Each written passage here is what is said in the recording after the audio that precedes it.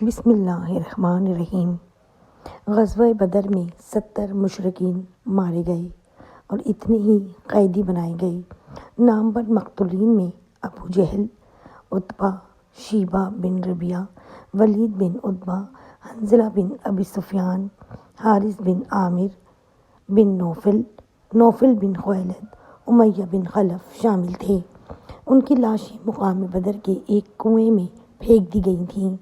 واضح رہے کہ ان تمام ہلاک ہونے والے کفار قریش میں ابو لہب شامل نہیں تھا، کیونکہ اس نے معرکہ بدر میں شرکت ہی نہیں کی تھی۔ وہ اپنی جگہ کسی دوسرے کو غزوہ میں شرکت کے لیے بھیج دیا تھا۔ یوں وقتی طور پر یہ ابو جہل و عتبہ وغیرہ کی ہلاکت کا سن کر دل ہی دل میں خوش ہو رہا تھا اور شکر منا رہا تھا کہ اچھا ہوا جو میں جنگ میں شامل نہیں ہوا۔ مگر پیارے دوستو، یہ بھی قہر خداوندی سے محفوظ نہ رہ سکا، یا یوں کہنا مناسب ہوگا کہ اس کی بھیانک اور خوفناک موت شاید ان سے بھی زیادہ بدتر تھی جو معرکہ بدر میں شریک ہو کر مجاہدین کی تلواروں سے واصل جہنم ہوئے۔ اس کا اصل نام عبدالعزیٰ بن عبدالمطلب تھا، جسے اکثر ابو لہب کے نام سے جانا جاتا تھا۔ یہ نبی رحمت صلی اللہ علیہ وآلہ وسلم کا سوتیلا چچا تھا۔ اس کو ابو لہب کہنے کی ایک وجہ یہ بھی بیان کی گئی ہے کہ اس کے والد نے اسے ابو لہب یعنی شعلے کا باپ کہا، اور اس کی وجہ اس کی خوبصورتی اور دلکشی تھی یا اس کے سرخ گال تھے۔ مگر یہ اور اس کی بیوی، ان دونوں کا شمار ان بدبخت ترین لوگوں میں ہوتا ہے جن کی مذمت میں اللہ تعالیٰ نے قرآن مجید کی ایک پوری سورت سورہ لہب نازل فرمائی۔ فرمان رب العالمین ہے کہ ابو لہب کے دونوں ہاتھ ٹوٹ جائیں اور وہ تباہ و برباد ہو جائے، کیونکہ اس نے ہمارے پیارے نبی صلی اللہ علیہ وآلہ وسلم پر ہاتھ اٹھانے کی کوشش کی ہے۔ اسے اس کے مال نے کچھ فائدہ نہ پہنچایا اور نہ ہی اس کی کمائی نے۔ عنقریب وہ شعلوں والی آگ میں جا پڑے گا، اور اس کی خبیث عورت بھی جو کانٹے دار لکڑیوں کا بوجھ سر پر اٹھائے پھرتی ہے، اس کی گردن میں کھجور کی چھال کا وہی رسا ہوگا جس سے کانٹوں کا گٹھا باندھتی ہے۔ سورہ لہب قرآن پاک کی سورت سے یہ بات تو روز روشن کی طرح عیاں ہو گئی ہے کہ ان دونوں خبیثوں کے لیے دردناک عذاب تیار ہے، جس میں اب بھی گرفتار ہیں اور ہمیشہ رہیں گے۔ مگر ہم آج کی ویڈیو میں خصوصیت سے ابو لہب کی بھیانک موت کا بیان کریں گے، اور اس کی بیوی کا تذکرہ آئندہ کسی ویڈیو میں پیش کیا جائے گا۔ چنانچہ حضرت ابو رافع فرماتے ہیں کہ میں حضرت عباس بن عبدالمطلب کا غلام تھا، جن دنوں غزوہ بدر کے لیے کفار قریش روانہ ہوئے۔ میں زمزم کے حجرے میں پیالے بنایا کرتا تھا۔ میں بہت کمزور تھا۔ جب ہمیں معلوم ہوا کہ بدر میں قریش تباہ ہو گئے ہیں اور اللہ نے ان کو ذلیل و خوار کر دیا ہے، تو اس خبر سے ہم نے اپنے آپ میں قوت و طاقت محسوس کی۔ انہی دنوں کا واقعہ ہے کہ میں ایک دن حسب معمول اپنے کام میں مشغول تھا۔ افضل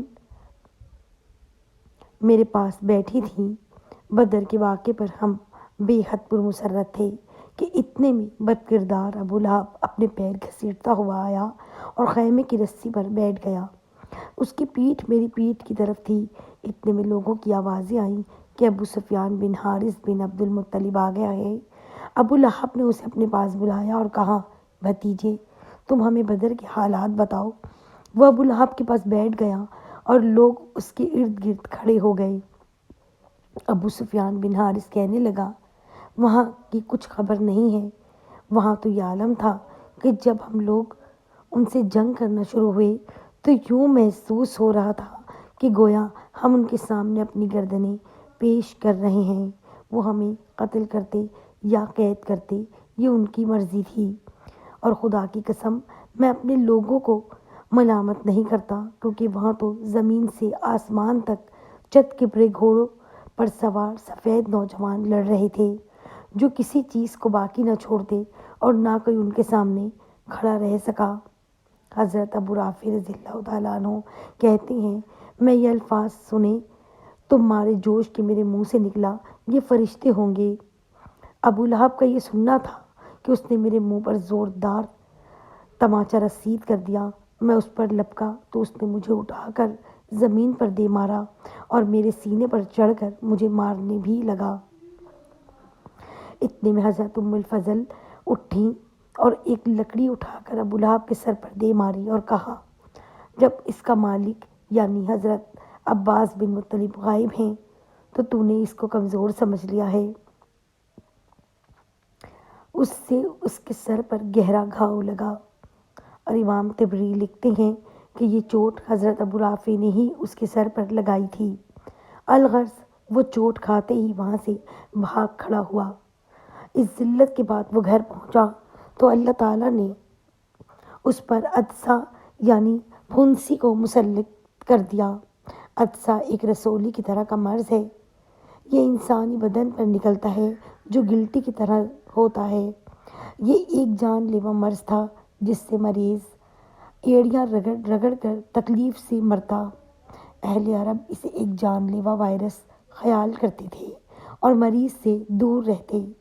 یہی وجہ ہے جب ابو لہب اس مرض میں مبتلا ہوا تو اس کے گھر والوں نے اسے ایک الگ کمرے میں بند کر دیا، حتیٰ کہ اس خوف سے کہ کہیں ہم بھی اس بیماری میں مبتلا نہ ہو جائیں اس کے قریب تک نہ پھٹکتے۔ روایات میں ہے کہ وہ 7 سے 8 دن تک اسی مرض میں ایڑیاں رگڑتا رہا۔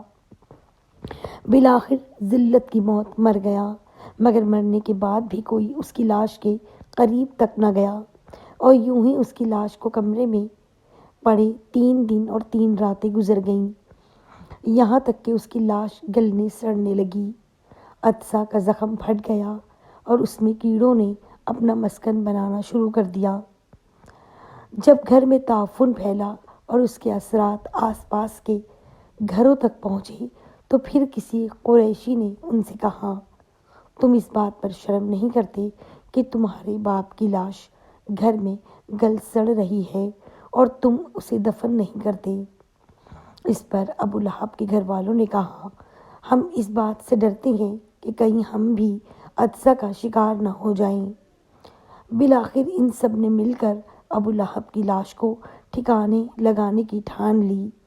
انہوں نے سب سے پہلے لاش پر دور کھڑے کھڑے پانی بہایا، پھر اسے رسیوں اور کپڑوں کی مدد سے بغیر چھوئے مکہ کے ایک بلند مقام پر لے جایا گیا۔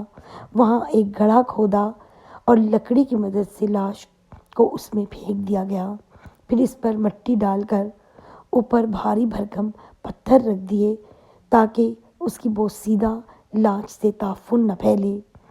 ناظرین، اگرچہ ابو لہب غزوہ بدر میں شرکت کے لیے نہیں گیا تھا، جس کی وجہ سے وہ مجاہدین کے ہاتھوں واصل جہنم ہونے سے بچ گیا، مگر پھر بھی وہ عذاب الہی سے کیسے بچ سکتا تھا جو اٹل ہے اور ہر صورت مسلط ہو کر رہتا ہے۔